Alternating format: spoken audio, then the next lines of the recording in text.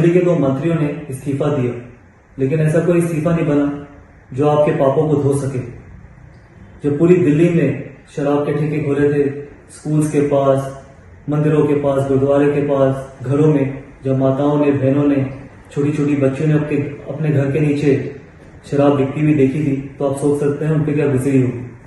जब इस सारे ठेकों से जो पैसे कमाए गए थे, इससे दूसरे स्टेट्स में जब चुनाव लड़े गए थे, पंजाब में जब आप गए थे चुनाव लड़ने खालिस्तानियों की मदद से, तो इसका हिसाब आपसे दिल्ली की जनता और देश की जनता जरूर मांगेगी।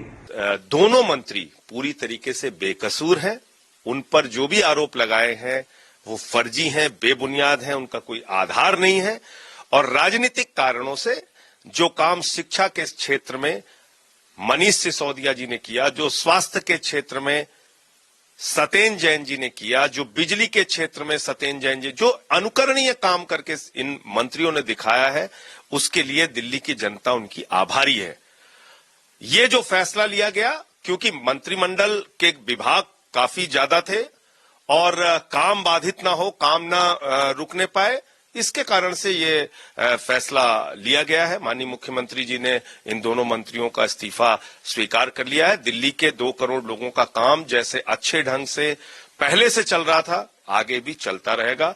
केजरीवाल जी की ये प्रतिबद्धता है। People who have been found to be engaging in corrupt practices cannot continue as the ministers, and you will be surprised to know that in spite of a direction by the High Court, because this matter went to the court, and the court said that Mr. Kejriwal and Delhi government should listen to their own consciousness and this includes that they cited a particular reference to Dr. Ambedkar's statement during the constitutional debates, yet they chose to ignore the order, and yet they chose not to resign, and today they have resigned. All I can say is that BJP's stands vindicated.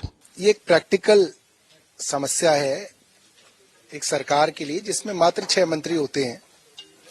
Satyendra Jain साहब को जब झूठे मुकदमे के अंदर फंसाया गया, party का मानना था कि जल्द जो है उनकी जमानत हो पाएगी, और तब तक उनके जो मंत्रालय थे वो मनीष सिसोदिया जी को दिए गए, क्योंकि वो एक सीनियर मिनिस्टर थे, इतनी बैंडविड्थ रखते थे कि 18 मंत्रालयों को वो अच्छे से चला सके। उन्होंने अच्छे से चलाए भी, मगर जो षड्यंत्र अब सामने आया और मनीष जी को भी एक झूठे, फर्जी, नकली मामले में फंसाया गया है, एक प्रैक्टिकल डिफिकल्टी के कारण उन दोनों ने इस्तीफा दिया है कि अब दिल्ली के काम जो हैं वो रुक सकते हैं। G20 है, बजट आना है, बहुत सारी चीजें हैं, इसलिए उन लोगों ने इस्तीफा दिया और मुख्यमंत्री जी ने उसको जो है एक्सेप्ट किया है।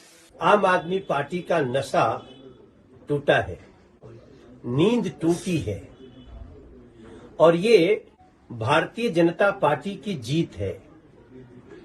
हम कब से सड़कों पे थे, कह रहे थे कि जो 6-6 महीना से जेल में है, जिसको माननीय कोर्ट भी जमानत नहीं देती, वो मंत्री पद पे कैसे रह सकता है, जिसके ऊपर भ्रष्टाचार के इतने आरोप हैं। ये इस्तीफा जो आज हुआ है सत्येंद्र जैन का, ये जो इस्तीफा आज हुआ है मनीष सिसोदिया का, भारतीय जनता पार्टी इसको कई महीनों से सड़कों पे इस बात की डिमांड कर रही थी, और आज माननीय सुप्रीम कोर्ट की फटकार के बाद ही सही सत्येंद्र जैन और मनीष सिसोदिया का इस्तीफा भारतीय जनता पार्टी की नैतिक जीत है। और सबसे बड़ी बात कि ऐसे भ्रष्टाचारियों को बल देने वाला, उनको संबल देने वाले आप ही हैं अरविंद केजरीवाल जी। तो एक नैतिकता के आधार पर इस्तीफा तो आपका भी बनता है।